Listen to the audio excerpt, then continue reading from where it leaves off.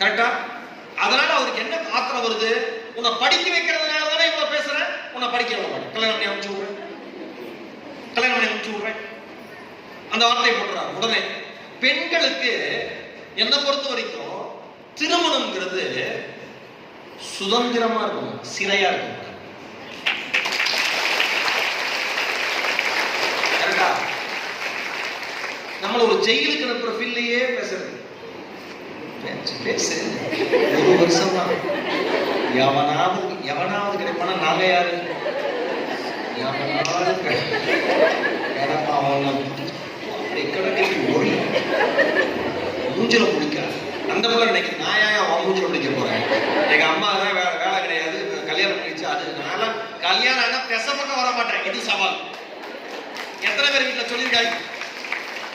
கைதட்டுற அத்தனை வீட்லையும் கேட்டிருக்கீங்க. கல்யாணம் நான் ஏன் அவன் வீட்டுக்கு வரேன்? அவன் ஒன்னை விட மோசமான ஒரு ஆள் பிறக்க மாட்டான். யார்கிட்ட? அப்பன்ட்ட பிள்ளை சொல்லு. ஒன்னை விட மோசமான ஆள் பிறக்க மாட்டான். யாரும் அங்கேயே இருந்துக்கிறப்பா, ஓ பாத்துக்கலாம் போ. இந்த அம்மா நடுவில், ஐயோ, ரெண்டு பைத்தியத்தையும் வச்சுக்கிட்டு நான் பைத்தியம் ஆயிடும் போது. கரெக்டா? எனக்கு தாய்மார்களோட நிலை நல்லா தெரியும். புருஷனுக்கும் சப்போர்ட் பண்ண முடியாது, பிள்ளைக்கும் சப்போர்ட் பண்ண முடியாது. இதுல வயசான கரடு கட்ட இருந்துச்சுன்னா அதுக்கு உயிரை வாங்க ஏங்க பொண்ணு எழுத்துக்கிற எல்லாத்தையும் என்ன பண்றதுன்னு தெரியாம அல்லாடிக்கிட்டு இந்த அம்மா கோவத்துல ஒரு நாள் இந்த அம்மா பேசிடுச்சுன்னா மொத்த தெருவே இறங்கிடும். இவ அடங்க மாட்டா, இவ இது பண்ண மாட்டா, இவ இவட கல்யாணம் அன்னைக்கே தெரியும். பெரிய ஜோசியர் இவங்க அப்படியே கண்டுபிடிச்சுவாரு. இவெல்லாம் வீட்டுக்கு அடங்க மாட்டானு, நீ தான் அழகா இருக்கேன்னு கல்யாணம் பண்ண. ஏன்னா இவர் அரவிந்த் சாமி. இவரு நான் எப்பயுமே எல்லா ஆம்பளைகிட்டையும் சொல்லுவேன், நான் உட்பட, கல்யாணங்கிறதுலாம் நமக்கு கொடுக்கப்பட்ட வரம். மரியாதையா வாயை போட்டு குடும்பம் நடத்திடுது. ஏன்னா நம்ம யோகிதைக்கு ஒரு பொண்ணு கிடைக்காது. கிடைக்கிற பொண்ணை வச்சு சந்தோஷமா வாழ்ந்துடணும். நம்ம பண்ற வேலைக்கு இன்னைக்கு வரைக்கும் விஷம் வைக்காம இருக்கிறதே நம்ம செஞ்ச புண்ணியம்.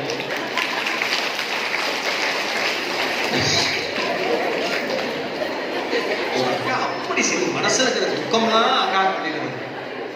அதுக்காக தான் கூப்பிட்டுருக்காங்க. உடனே என்ன சொல்றாங்க?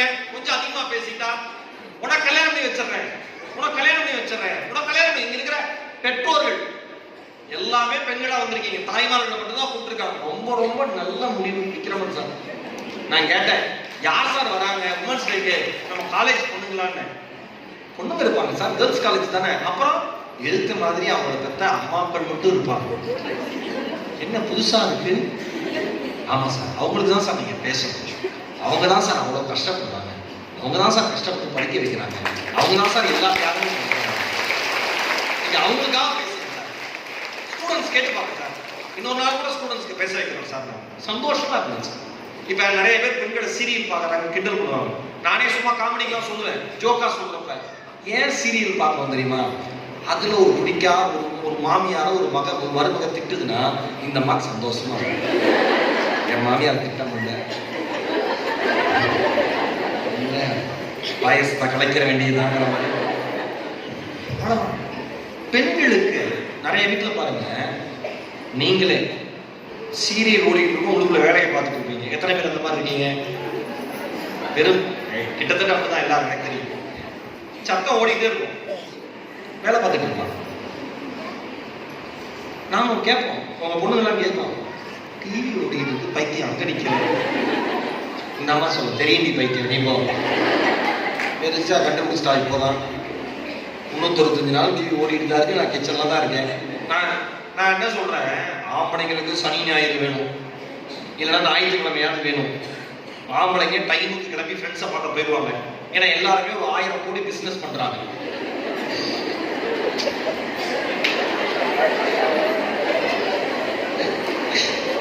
எல்லாரும் 1000 கோடி பிசினஸ். இந்த 5000 கோடியும் சேர்ந்து 5000 கோடி எப்படி 50000 கோடி ஆகலாம் டிஸ்கஷன். எங்க திருமண டீ கடையில, எங்க நீங்க பாஸ் மார்க் வாங்குறதுக்காக பிள்ளைங்க பாஸ் மார்க் வாங்கிட்டு போராடிட்டு இருப்பீங்க. நம்ம டாஸ்மார்க்ல போய் நின்றுட்டு இருப்போம். அங்க போய் பேசி இவன் தெரியல குடிச்சுக்கிட்டு கிடந்தான். ஆனா இவன் அங்க போய் எல்லா பிசினஸ் பீப்புளும் அக்கா அவங்க புருஷனை நினைச்சு சிரிக்கிறோம். எல்லா பிசினஸ் பீப்புளும் மீட்டிங்.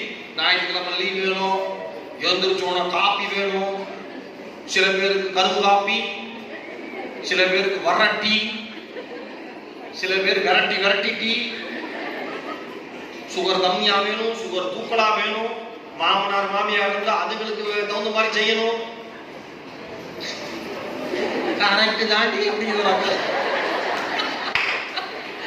அந்த அக்காக்கு என்னன்னா எல்லாத்தையும் கவனிச்சிடறாப்ல இந்த அப்படி கேட்டாக்கா பார்த்துட்டு தான் இருக்கேன். எல்லாமே கவனிக்கணும்.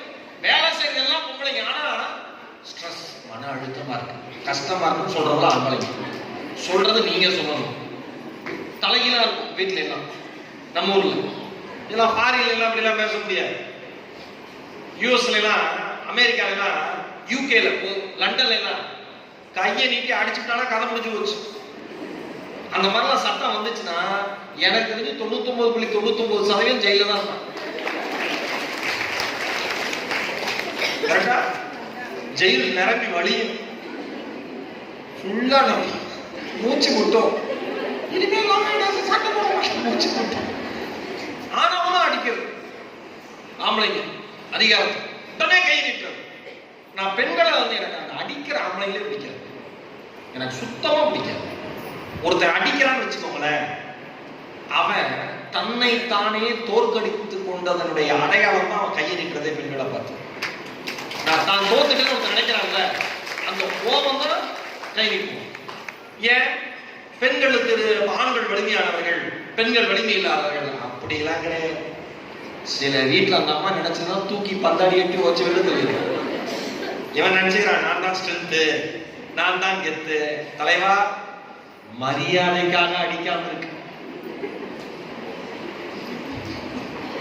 அக்கா குனிஞ்சுக்கிட்டு நான் கூட அப்படித்தான். இவ்வளவு பிரச்சனை நீங்க பேஸ் பண்றீங்க. ஆனா